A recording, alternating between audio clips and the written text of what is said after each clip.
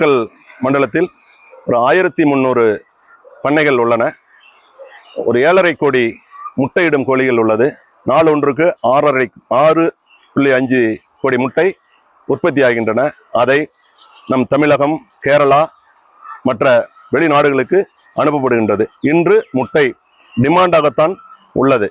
காரணம், வெயில் அதிகமாக உள்ளதால் 10 முதல் 15% வரை முட்டை உற்பத்தி குறைந்துள்ளது. நாள் ஒன்றுக்கு ஒரு 60 லட்சம் முட்டை வரை முட்டை உற்பத்தி குறைந்துள்ளது. அதனால் முட்டை டிமாண்டாக உள்ளது. இப்போ மீன்பிடி தடைகாலம் உள்ளதால் விற்பனை அதிகரித்துள்ளது. முட்டை எங்களால் சப்ளைக்கு கொடுக்க முடியாத அளவிற்கு தான் உள்ளது. மேலும் முட்டை விலை உயர்வதற்கான வாய்ப்புகள் தான் உள்ளது.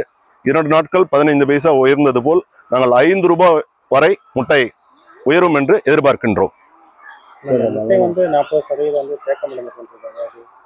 முட்டை 2 நாட்களாக விலை உயரும் பட்சத்தில் தேக்கமடைவதற்கான வாய்ப்பே கிடையாது. அந்த தேக்கமடைகின்ற என்பது தவறான கருத்து.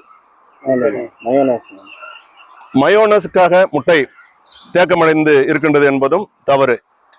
நமது இன்டர்நேஷனல் ஸ்டாண்டர்ட் உள்ள கம்பெனியின் மூலமாக தயாரிக்கப்படுகின்ற அந்த mayonnaise standard hotel, KFC, barbecue போன்ற ஹோட்டல்களில் பயன்படுத்துகின்றார்கள். அதற்கு எந்த தடையும் இல்லை.